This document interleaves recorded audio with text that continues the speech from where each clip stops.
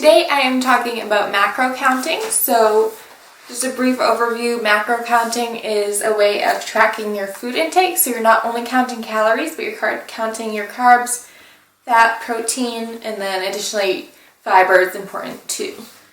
So why would you want to do this? Macro counting is a kind of more accurate way to get results. So it really does matter how much of each of those things you're getting into your diet, especially when you're really getting down to wanting to see like the results as far as body fat loss goes.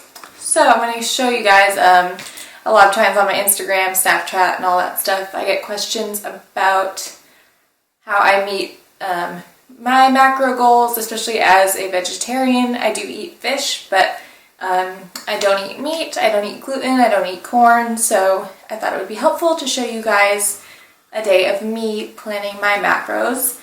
I also wanted to talk really quickly about the percentages versus grams. So when you go into MyFitnessPal here, you go to nutrition, and I keep it on this screen here,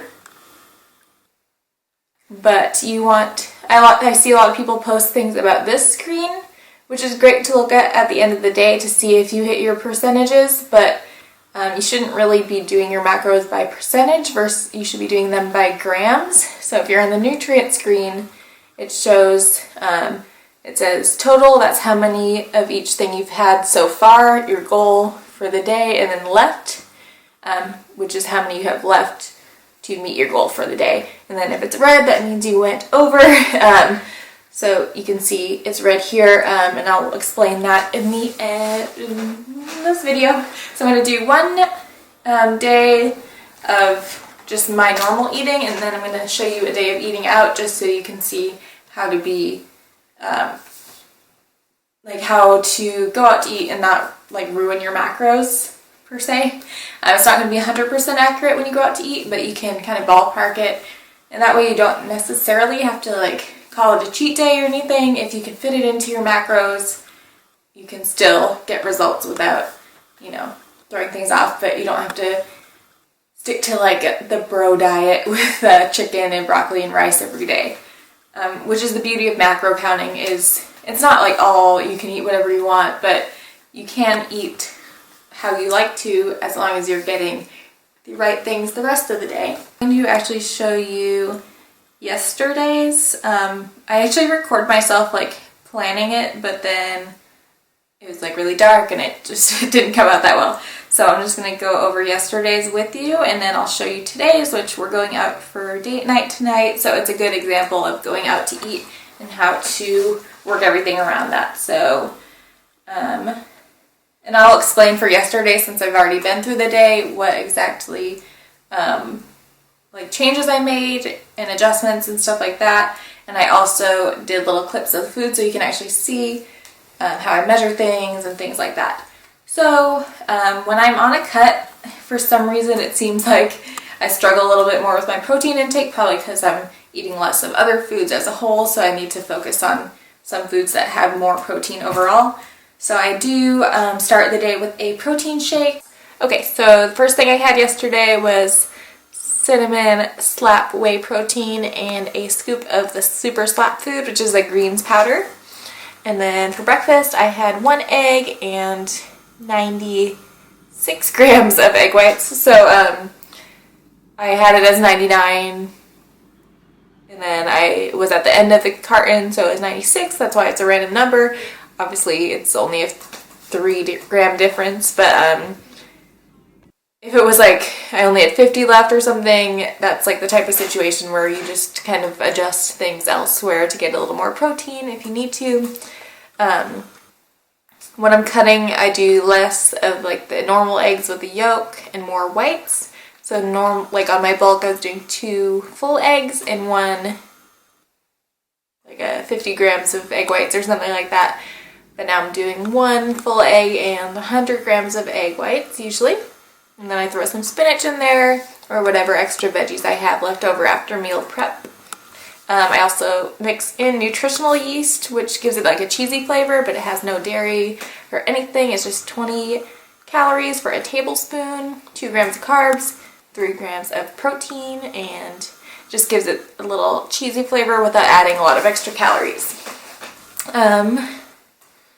So that is that. So I stick to pretty similar breakfasts like that. A lot of mornings, just simple eggs, grapefruit. Sometimes I'll do paleo bread or like some other type of extra carbs in there, depending on what my day looks like ahead.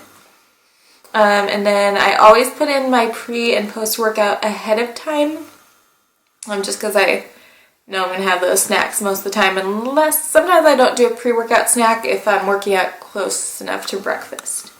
So I did an apple that was 170 grams, so you can see here, I had to put it separately, so 100 and then 70, so anything over 100 you have to do as a separate one.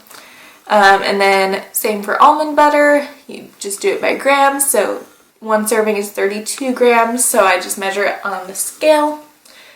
And so I take it and I put it on the scale, the whole jar, and I zero it out, and then I start taking the nut butter out. And you don't have to do exactly 32 because you can adjust how much you're putting on there. So if I have a little extra fat left over, I'll do like 40 grams or something. And if I don't have as much fat, I'll do like 20 grams or whatever. So when you take it off, like when you scoop the peanut or the nut butter, whatever kind of butter out, it will say like negative 32 grams on the scale. So there's that. And then post-workout, I've been doing a lot of smoothies. So I do a cup of kefir because it has probiotics in it. So I do a cup of that. I just do the whole milk kind. And then a scoop of strawberry slap. And a cup of mixed berries, like the frozen ones from Sprouts. And so when I first put this in there, you'll see it says half a scoop of strawberry slap.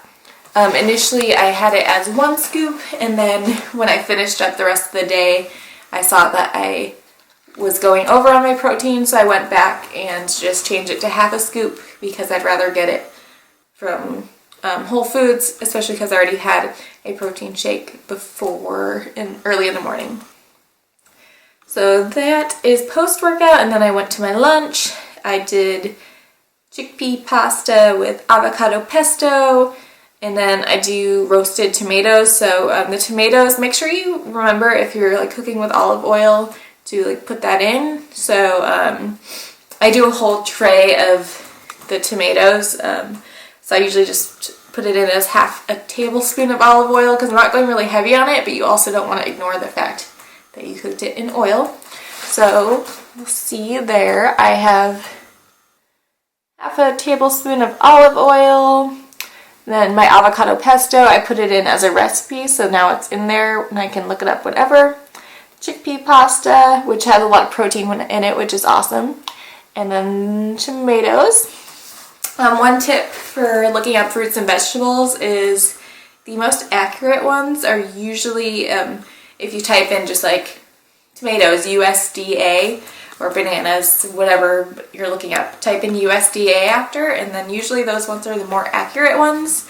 You're going to see if you just type in banana, like 30, 40, who knows how many results. So just to get the most accurate ones, type in USDA, because those will be the most accurate in the database. Then I put in, so I have it in as cauliflower rice and tuna salad, but I actually ended up eating the tuna salad at lunch with the pasta and stuff. Instead, I mixed it in with it. It doesn't matter what meal you put it under, as long as you eat it at some point during the day. So for dinner, I just had the cauliflower fried rice, 2 cups. Again, this is one of the recipes that I make, so I had already put it in here ahead of time. As you can see in here, it says, well, where'd it go? Core by Liz tuna salad. So if you have my recipe book, all of the recipes in the book are in MyFitnessPal, so just type in Core by Liz, whatever the recipe is, and it is all in here for you. You don't have to worry about putting the recipe in or anything. So then after I had the fried rice for dinner, I still had some carbs left, so I just threw in a banana. It was 100 and, where'd it go?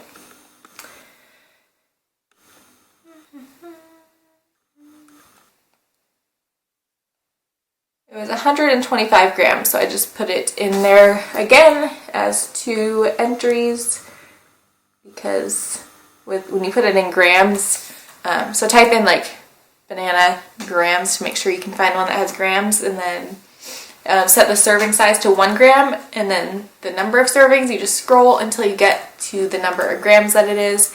It will only go up to 99, so then you have to do a second entry of the same thing and then finish it off. So if it's 125 grams, do 26 and 99. So that was my whole day. So it says I had 38 calories left over. I pay more attention to this screen at the end of the day and try to hit the numbers on there. So I was 3 grams over on protein, 6 over on fat, and 7 under on carbs. So I usually say just to aim to be plus or minus 5 grams in any category. Fat is more calories per gram, so if you can be more on point with fat, that is good, but whatever, it happens. So like I said, I was over 6 grams on fat. So let's see what I could have changed to fix that a little bit. Just a little change would have made up for that. So when I did the breakfast with the full egg, I could have just done all egg whites instead of the full egg with the yolk, and I would have not went over on my fat. So that's something that I can change next time, but it was only a couple grams, so it's like not a huge deal. But like I said, try to be within like 5 grams or so of each one. It's gonna be really hard to like be exactly where it says like you hit the goal exactly, you have 0 left of everything, but just get as close as you can. Okay, and then for today, I started the day the same way, so I do the cinnamon slap and the super slap food, and then I had a grapefruit. So this is what I'm going to teach you about going out to eat. So what I do is put in that meal first, so I'm going to show you how I did that. So let's take that out. So for dinner we are going to Sauce. It's a pizza place. They have gluten-free pizza and it's really good. So go to dinner, add food, and then there's a little like location button there, so you press that. Little, and it says restaurant, so you hit the search bar. I'm going to type in Sauce.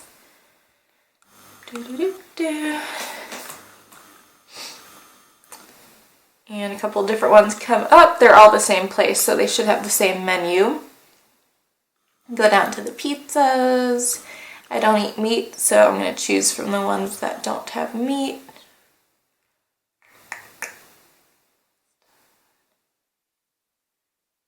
Okay, so it says 2 slices of mozzarella, fontina, and basil is 200 calories, 19 grams of carbs, 8 grams of fat, 12 grams of protein. Honestly, when I go to eat pizza, I'll at least eat 4 pieces, so I'm going to double that. So 2, that's 400 calories, 38 carbs, 16 fat, 24 protein. They don't have the gluten-free crust in here, so I am just going to assume it's pretty similar. When you go out to eat, even if their menu is on MyFitnessPal, it's usually an estimate. So see here, there's like menu, salads, pizzas, pastas, blah, blah, blah. So you can't expect it to be 100% accurate, but you just want to get as close as you can, and it's really helpful when their menu is in the app.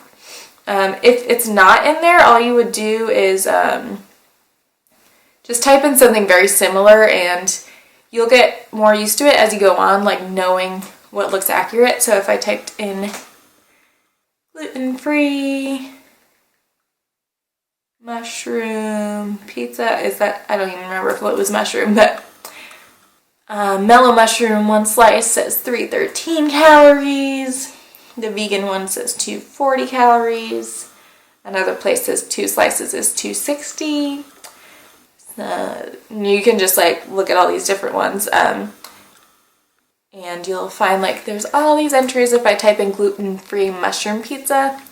So if it wasn't in there, I would just do something like that. Or if you're doing a cheeseburger or something, you would do like the burger, the cheese, the toppings, the condiments, the bun, whatever side you get, and like, you know, anything else. Everything on the plate you're gonna put in there. So there's that. I usually have pretty good luck finding things on here. Or if you get like a salad somewhere, you just break it down into individual ingredients. That's probably more accurate if you're getting something and their menu's not on there. It's more accurate to like just break it down into the ingredients you can see, unless it's something like kind of complicated. But if it's a salad, like salads vary so much with their ingredients. So, you know, just look and kind of estimate how much cheese, how many nuts, fruit, spinach, blah, blah, blah. It can all add up a lot on salads, so just be wary. Salads aren't always like low calorie, especially if there's cheese, nuts, dressing, that's all like fatty things. So it's not bad, but just make sure that you put that in ahead of time. So I always start, like I said, if I know I'm going out to eat, I start with that meal first and then work from there.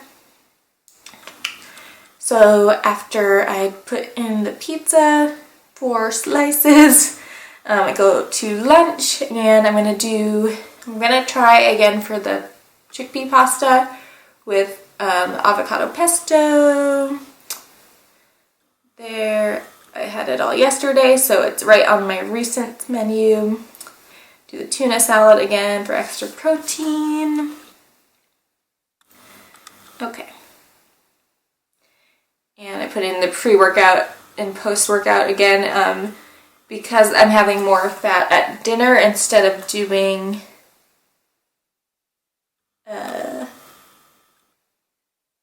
just the almond butter. I wanted something with more protein. So I did one of the Perfect bars. It's like a protein bar kind of, but more natural. So the Perfect bar has 18 grams fat, 16 protein, 28 carbs. And then my post-workout shake, same as yesterday. And I did stick with the half a scoop this time. So I'm just going to show you I'll screenshot it like I said, but here is everything for the day. So breakfast. So as you see, yesterday I had a bigger breakfast with the eggs and the grapefruit and the shake, but today I didn't do the eggs. So we have that. And then the pre-workout is the apple with a Perfect bar instead of almond butter that time. Post-workout shake, same as yesterday. Lunch, same as yesterday. I really don't mind eating the same thing a bunch of times. And then the pizza right there, 400 calories, 24 protein, 16 fat, 38 grams of carbs. Okay, and then I'll go to the nutrition. I went over protein by 3. Carbs are under 7.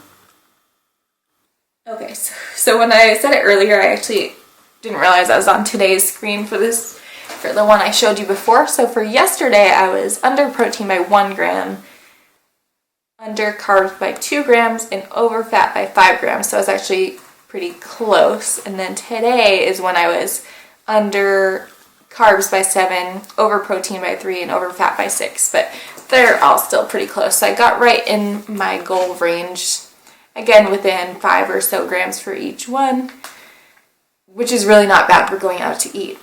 So that is 2 days of tracking, 1 going out to eat. Like I said, if you go to the macro chart, after I tracked everything, I'm pretty close on the percentages. And then yesterday, same thing, pretty close. But I really don't look at that pie chart. Okay, so if you exercised, it would say you burn 400 calories instead of, so my calorie goal right now is 1893. So if I put in 400 calories of exercise, it would tell me that I could have 2293 calories, which is silly because we already calculate in our activity levels, so you don't need to be giving yourself 400 more calories because you will not be seeing results if you do it that way. If you feel it's absolutely necessary to put it in there, wait till the complete end of the day where it won't throw off the food and everything in there. And that is that. One other thing is supplements.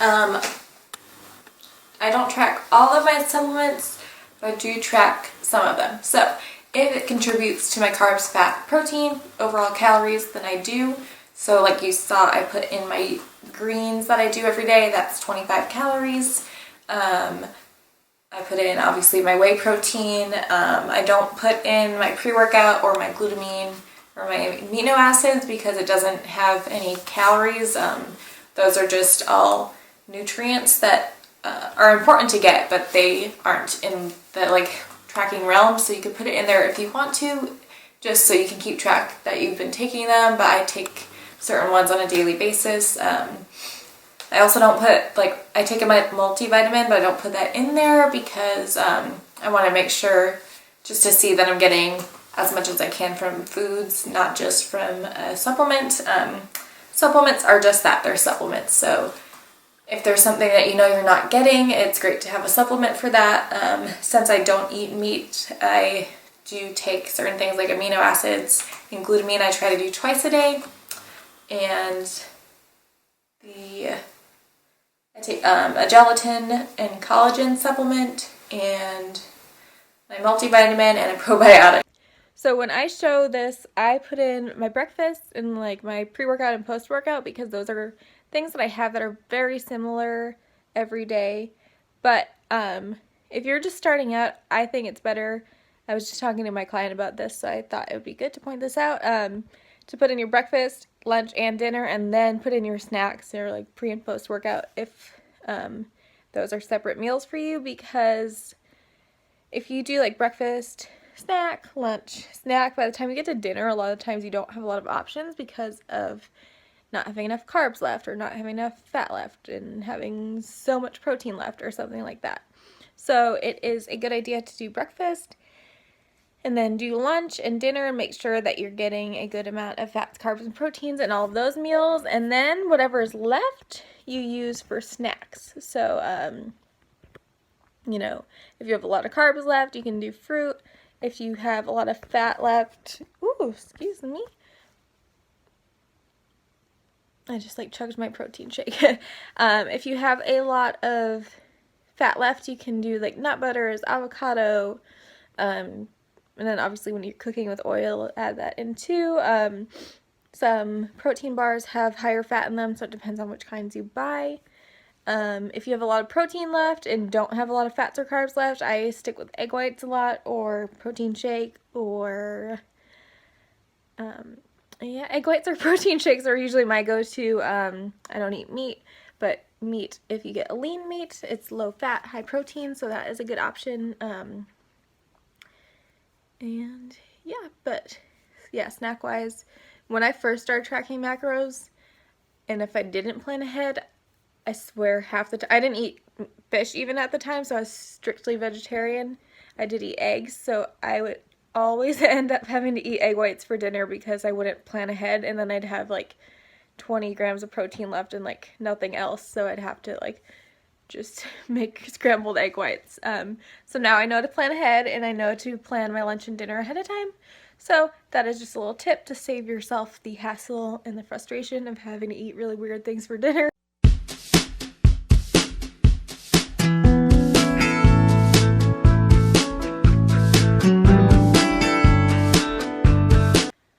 Guys, so I keep forgetting little things that I wanted to tell you guys, so I am doing like another little commentary outro thing.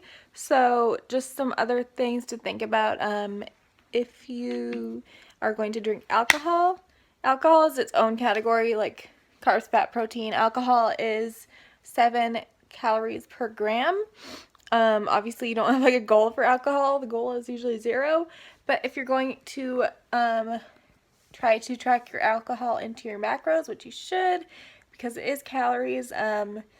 Just consider it mostly carbs. Obviously, there's carbs in most alcoholic drinks anyways, but the calories that are in there just count it kind of as a carb source. Obviously, there's, you know, more calories in certain drinks, like the really sugary mixed drinks and stuff can have a lot of different juices and sugary things in them. So you could do things like for a margarita. Instead, you can do like a skinny margarita, which is like fresh lime juice and tequila.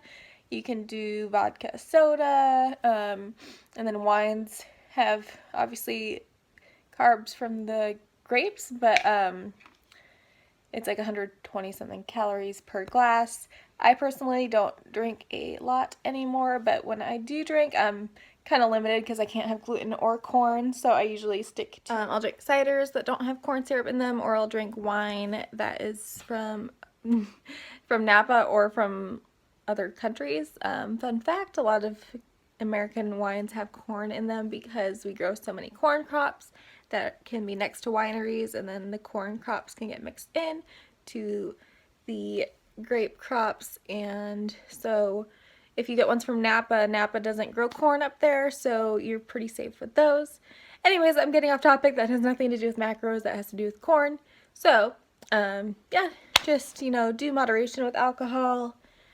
You can track it. I mean, if you're gonna have like a crazy night of drinking, and it's like a rare thing, like you don't want to substitute food for alcohol because that's not good. So just, you know, it's up to you how you track it, but I just wanted to bring that up.